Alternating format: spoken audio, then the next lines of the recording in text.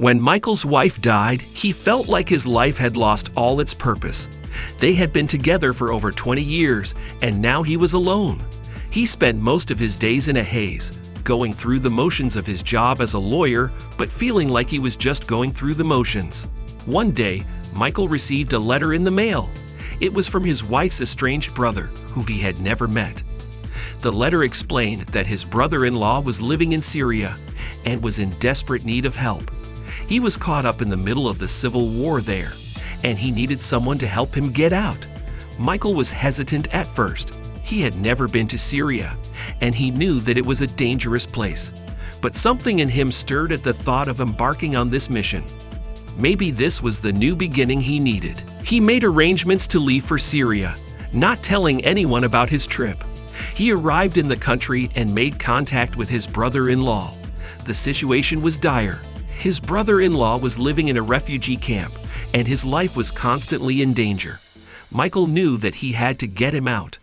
But getting out of Syria was no easy feat. Michael had to navigate a complicated web of political and social tensions. He was followed by government agents who suspected that he was a spy. He was caught in the crossfire of rebel groups and army factions. Every day was a fight for survival. As he worked to get his brother-in-law out of the country, Michael found himself becoming more and more invested in the mission.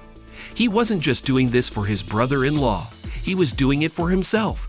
He was finally living a life that felt meaningful, one that was full of risk and danger and the possibility of a new beginning.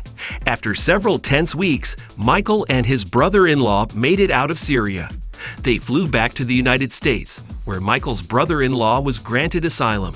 Michael had done it. He had completed his mission. But he had also discovered something about himself in the process. He realized that he was capable of so much more than he had ever given himself credit for. He had faced danger and uncertainty head-on and emerged victorious. This experience was a new beginning for him, one that he would never forget.